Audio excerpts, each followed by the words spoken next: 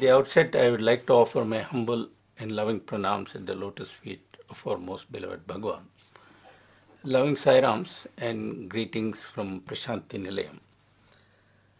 Today, I shall be presenting the second talk in my series Miracle of Pure Love, which, as I told you last time, is based on the life of our beloved Swami. Last time, in my introductory talk, I came up to the point of Swami's birth on November 23, 1926. Today, I shall take it a little further. As I mentioned in my previous talk, the baby boy was named Satyanarayana Raju. Raju was the family name, and the name Satyanarayana was given to the baby because its mother, Iswaramma, had observed austerities worshipping Lord Satyanarayana prior to the birth of the baby. Swami's father's name was Pedda Venkamaraju, and of course Iswaramma was the name of the mother, as I mentioned earlier. Swami's grandfather's name was Kondamaraju. It would appear from one of the mails that I have received that I was slightly mixed up about the names last time, and I apologize for that. So let me clarify once again that the father's name was Pedda Venkamaraju, grandfather's name was Kondamaraju, and of course mother's name was Iswaramma. The newborn was the fourth in the family. The eldest in the family was Seshamaraju, that is to say he was the first son of Pedda Venkamaraju and Iswaramma. After that came Venkamma, a girl, followed by Parvatama, another girl, and after that was born Swami, so he was thus the fourth in the family. Members of the family referred to the baby or called the baby as Sathya or Satyam, depending on their preference. I believe Iswaramma always referred to him as Satyam. But for friends of his, Sathya was known as Raju. In other words, his friends would always call him Raju. Friends means friends in the village and friends in the schools in which he studied. Now, as a small boy, Sathya was just like any other village kid. But that said, he was quite unique in certain respects. For example, he could never bear to see anyone suffering. If a poor man came and he had no clothes, hardly any clothes, and he begged for clothes, Sathya would run inside the hut, and bring some cloth and give it to that beggar. One day, a beggar appeared in front of the house around 10 o'clock in the morning and cried out that he was very hungry. Sathya was outside. He heard the cry, went inside, went into the kitchen and looked. His mother had already prepared lunch, but she was not there. So what did Sathya do? He took a leaf, maybe a small banana leaf. Those days in villages, people used banana leaf for various purposes, including as a plate for eating. He took a piece of banana leaf, put some food in that, rolled it up, came outside and gave it to the beggar, who went away very happy. Some time later, Iswaramma came to the kitchen and found some food was missing. She was worried and asked Sathya whether he knew anything about it. And Sathya said, "Yes, mother, I do know something about it because I took some food out and gave it to a man who was outside our house and he was feeling very hungry and was crying out, 'Give me some food, give me some food.'" Iswaramma told her son, "Sathya, that food was meant for all of us. Now there is a shortage. How am I going to feed all of you at lunchtime?" Sathya smiled and replied, "Mother, don't worry about it, because I have already eaten." Iswaramma was surprised. "Sathya, what do you mean you have eaten?" I have not served lunch. How could you have eaten? Satya smiled and said, Mother, when that man eats, it means I have eaten. Ishwarama shook her head and said, Satya, once again you are talking in riddles. I can never understand you. All I know is that at lunchtime there is going to be a food shortage and I have to manage it somehow. Almost everyone in the village knew that Satya was somewhat special. But there were two people who knew he was something more than special and that he had divine qualities in him and possibly he was divine himself. Who were those two? The first was grandfather Kondamaraju and the other was Subbamma. Subbamma is the lady who lived next door, and I will have more to say about her as we go along. Now, although Kondama knew about Satya's special nature, he kept it to himself because he was well aware that you can't go around saying in the village, do you know that God is born in my family as my grandson and things like that. Nobody would accept those things. We kept quiet about it. But when Kondama and Satya were alone, he would relate to Satya in a slightly different way. Not slightly, actually quite a different way. Every night, Kondama and Satya would retire to a separate room where they slept together. And before they went to bed, Kondama would look at Satya and start worshipping him and then massaging his feet as if they were very tired. Satya would sit up and say, Grandfather, stop this. What are you doing? You are massaging my feet. I am a young kid with a lot of energy. It is I who should be doing this to you, massaging your feet because you are old and you must be tired walking all day. Kondama would smile and say, God, let us stop this play acting. I know who you are and you know that I know who you are. Outside this room, play acting is okay. But inside this room, you are God and I am your servant.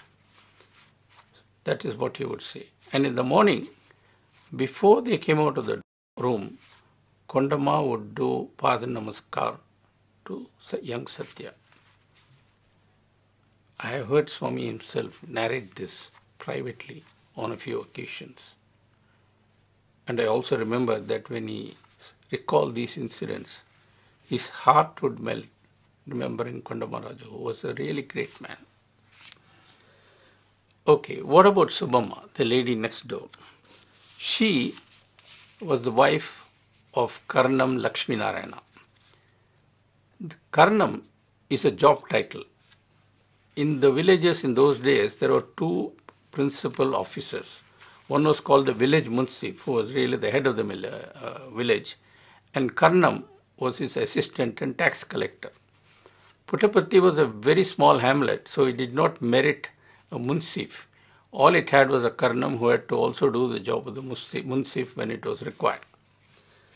Now, two things about this Karnam Lakshmi Narayana. A, he belonged to the Brahmin caste, which was the topmost caste in the caste system of India. And B, he was quite well off compared to other people in the village.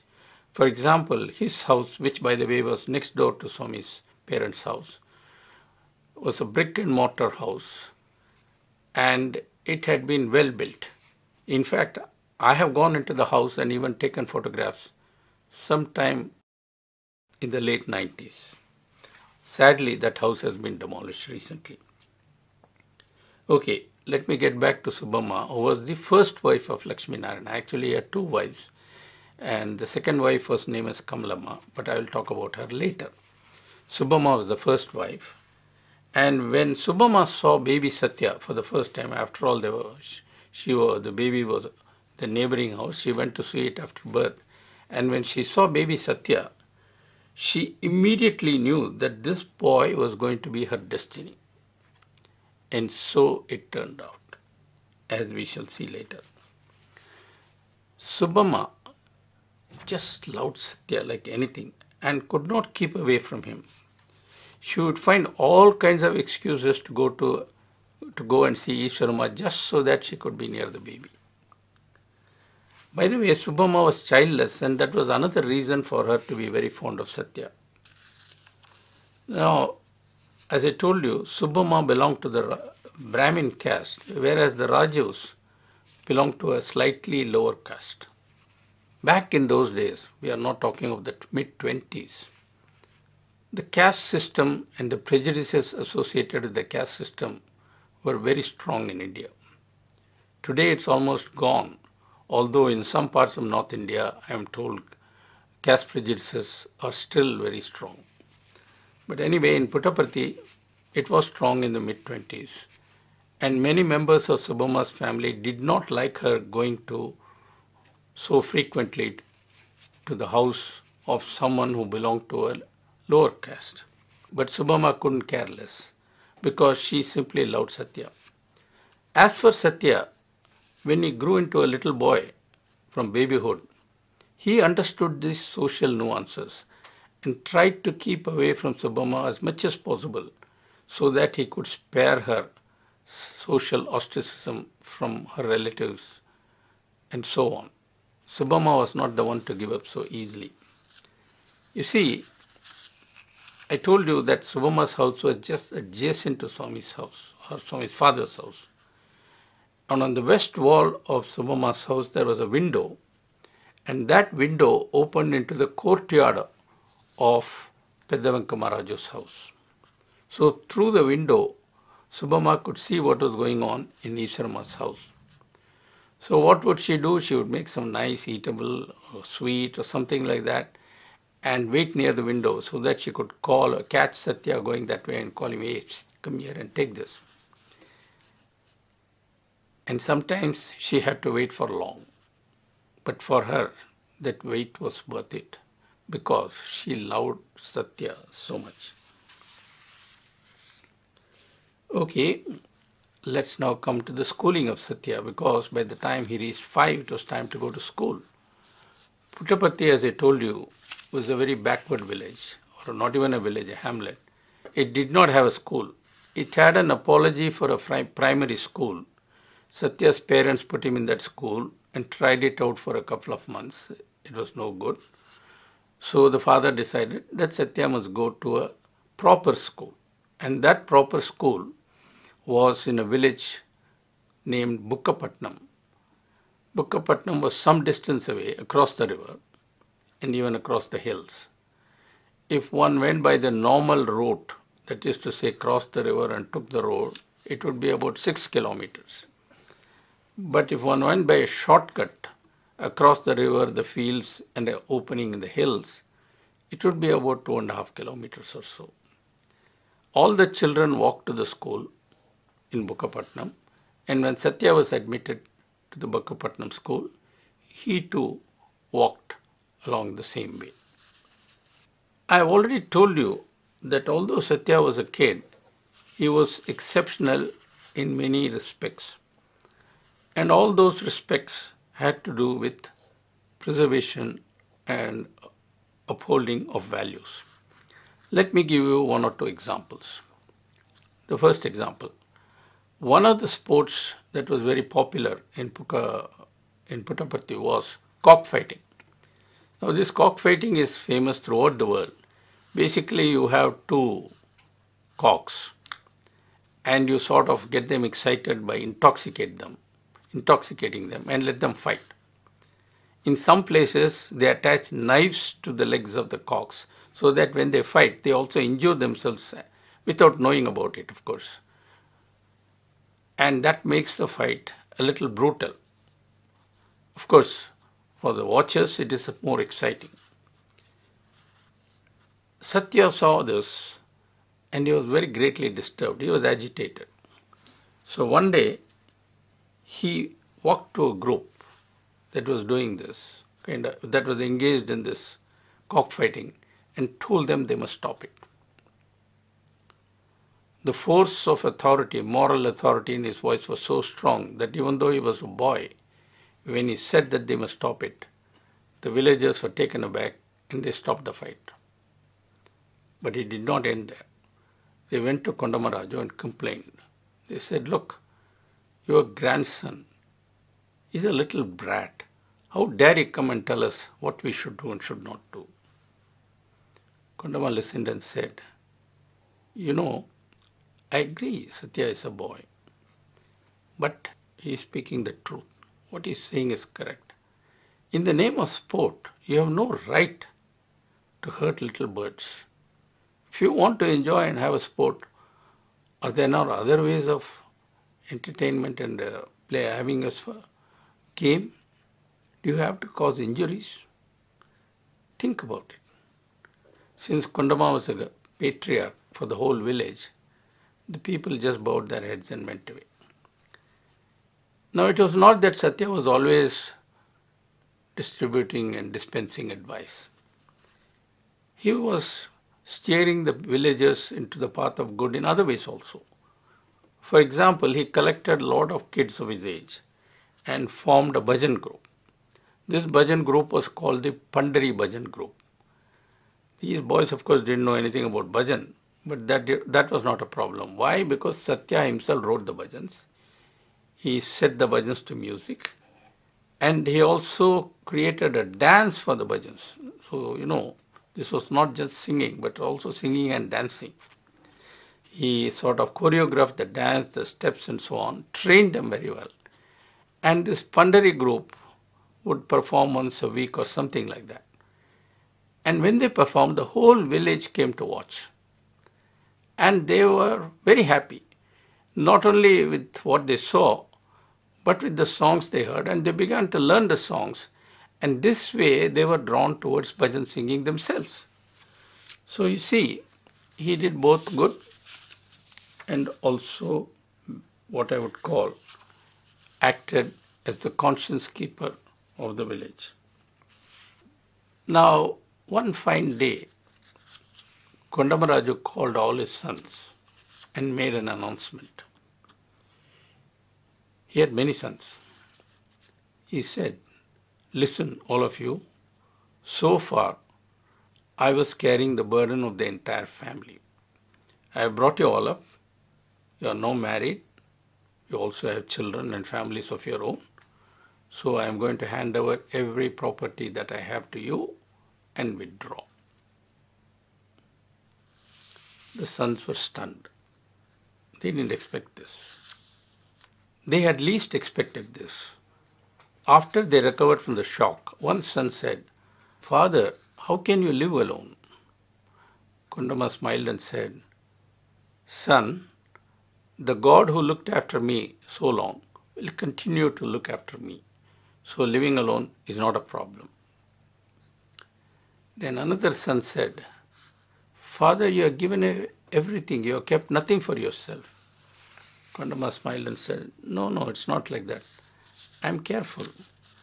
I've kept a small plot of land for myself.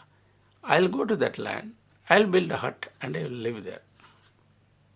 Then Pedda Venkamaraju asked Kondamaraju, Father, you are old now. How can you live alone? Who will look after you? You need someone to look after you. Kondama smiled and said, Yes, I do need someone to look after me. And Pedda Venkamaraju said, Who is that going to be? Kondamaraju smiled and said, Well, if you agree, I would like to take Sathya with me to look after me. Do you agree? Before anyone could say anything, Sathya jumped up and said, I am going with grandfather. That's all. That settled the matter. I don't think Ishwarama was very happy, but she had no vote in the matter. Let's put it that way. And so it was that young Sathya moved in with his grandfather to live in a small hut away from the family and look after him. It was not an easy job. He had to study, but he also had to cook, keep house, wash clothes, and so on. There were so many things to do. So Satya's daily routine was quite strenuous. He would get up very early, hurriedly make breakfast, cook lunch, serve breakfast for grandpa, grab some breakfast himself, collect his books, and go to school. At lunchtime, he would run back, give his grandfather lunch, eat something himself, and then run back again to school. In the evening, he would come and there would be so many other chores to do, including preparing dinner. And after that, he would have to study. In those days, there was no electricity and he had to study using a kerosene lamp. And he was just 7 years old, not more than that. So, it was life. So, life was very hard, even for God, shall I say. Now you can ask, why did Swami have to do all that? Why did he have to go through such a difficult life? What was there in it for him? That's the kind of question you and I would ask. Well, if you have asked that question, I leave you to figure out the answer.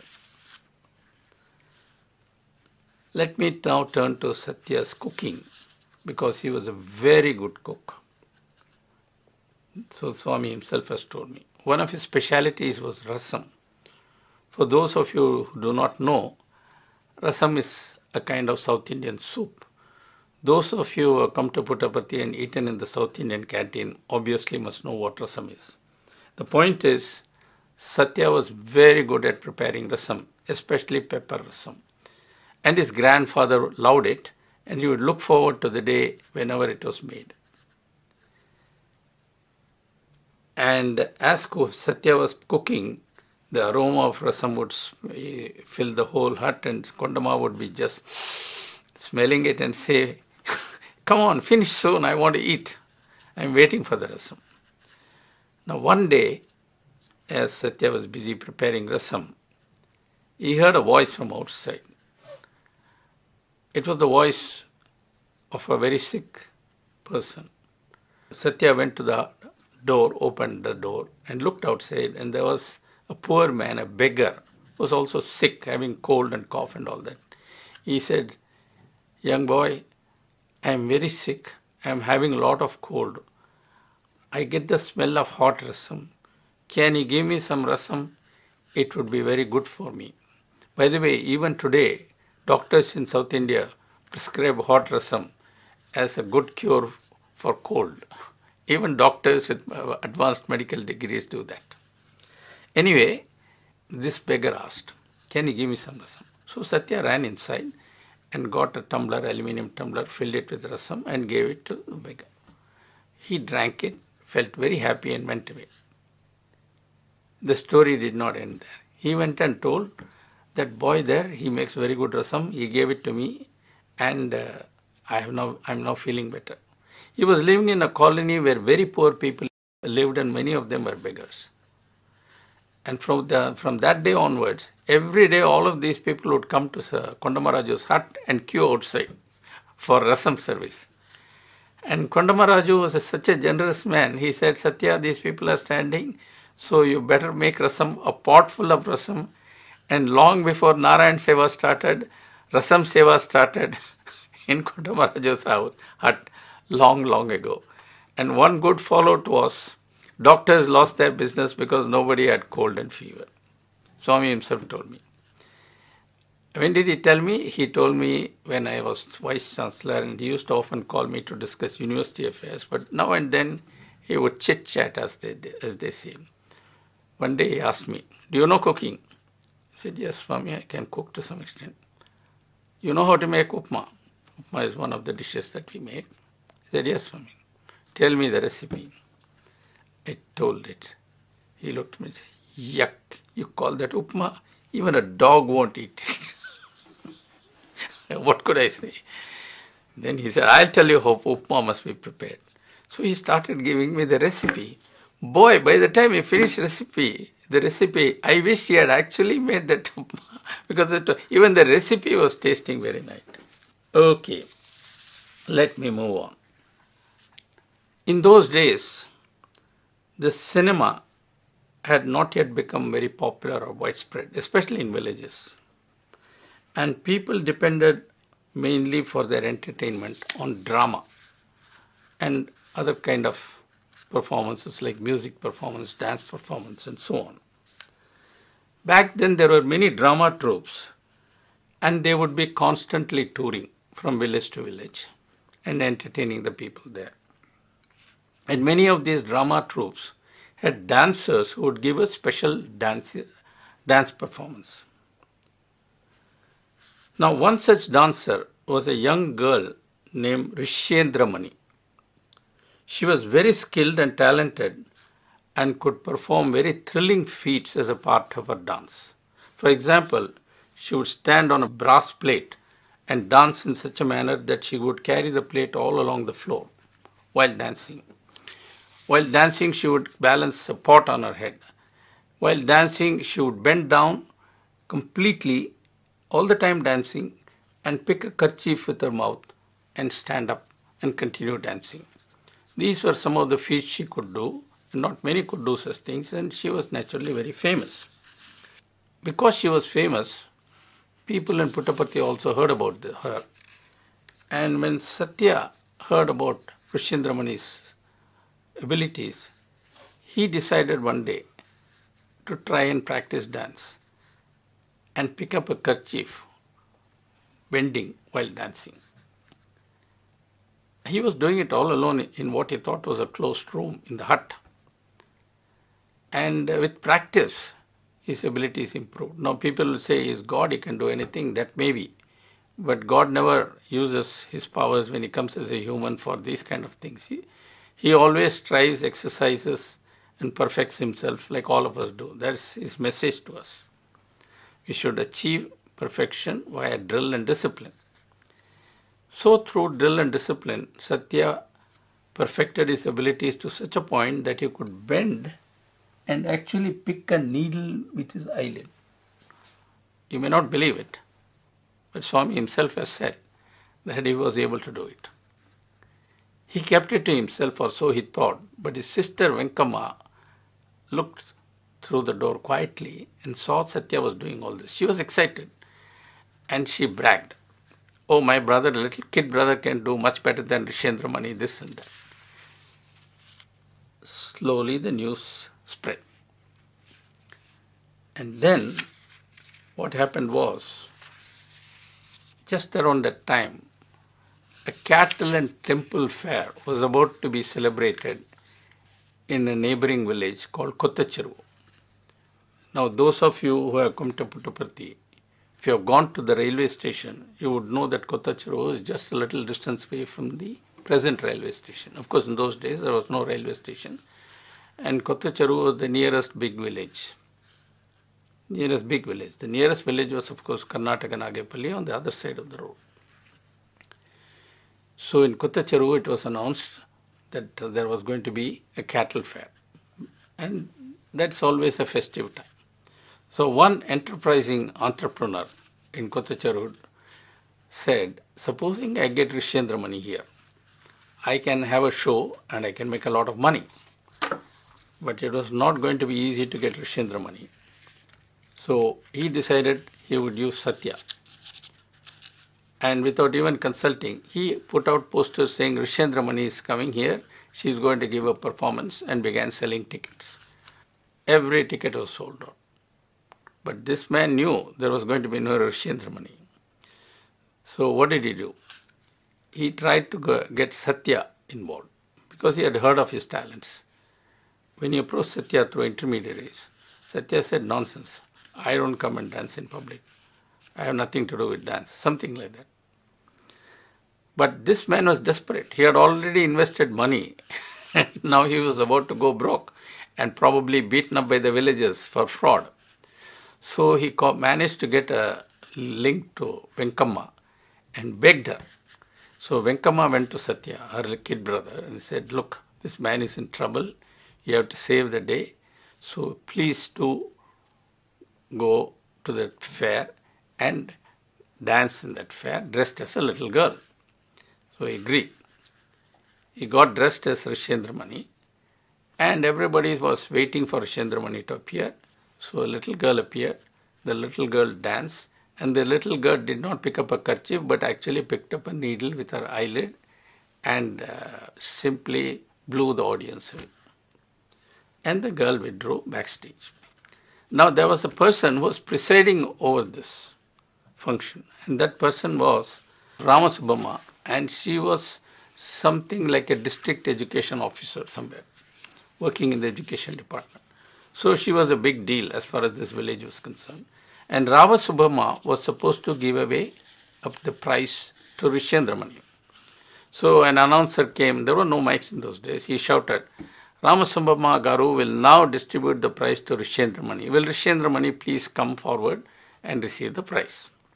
So everybody was waiting, and Ramasubama was looking at the stage, and out walked a boy in khaki shorts and white shirt. And he came near and stood near Ramasubama. Ramasubama asked, boy, what do you want? He said, they said, you are going to give me a prize. I want the prize. I'm supposed to get the prize from you. He said, no, the prize is not for you. It is for Rendra Mani. The boy looked here and there.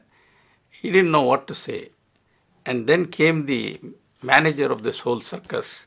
He came and said, Amma, I am very sorry, I have to apologize. Rendra Mani couldn't come. So last minute I asked this boy to do what she normally does. He said, this boy did all that? He did even much better. She took him and hugged him. And of course gave him the prize. And after this terrific success, this man who managed to stage this show became very greedy, and he wanted to rope in Sathya as a full-time dance performer. He came to her house, his house, and Ishwarama didn't allow that man to go one step within. She slammed the door and said, my son was not born to be a dancer, get out. That's the end of story. I should get back to the good activities of Sathya, because let's not imagine that ever stopped. One of the things he did was to run a school for adults. I mean illiterate adults. For a long time, there was very high illiteracy in India. Even today, illiteracy has not completely gone, but back in the 20s and 30s, it was very high, especially in the villages. Because there were no schools, there were no teachers, and these people are too poor anyway, and they had to work in the fields most of the time. So some of the youth in the village came to Sathya and said, Sathya, you are very intelligent, you know so many things, why don't you teach us something, ABC, of our language? Sathya said, yes. What about a school? There was no place, no classroom.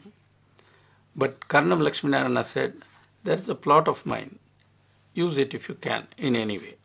So all these people agreed. And these youth students, most of whom are double Sathya's age, and some of them even had mustaches, by the way, they brought a big rock and placed it there. That was the teacher's chair. What about board and all that? No board, nothing. So what did they do? Sathya said, put some sand in front of you. So they all sat on the ground, they put some sand, and he would teach them the alphabets, how to write the alphabets. And slowly, they began to learn the alphabets and so on.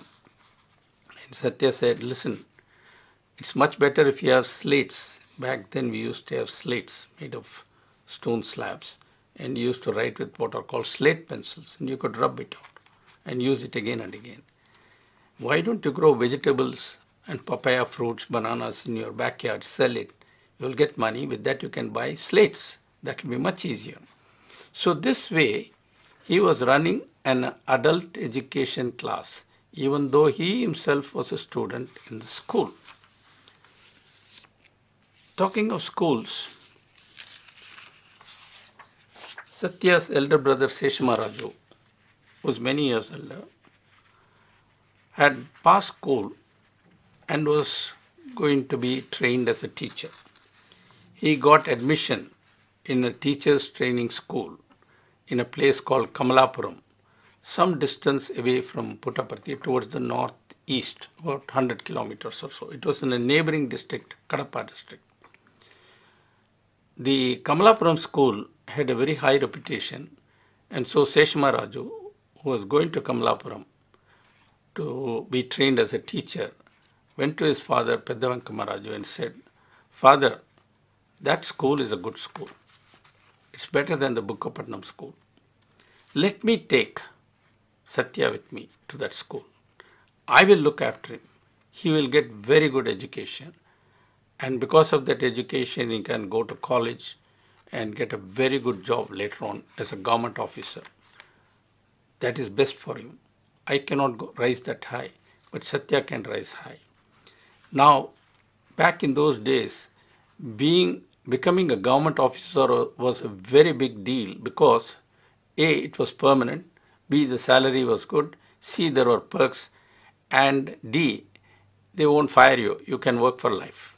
So it was the ultimate in dreams for village people. So that was the dream that Seshamaraju dangled before his father.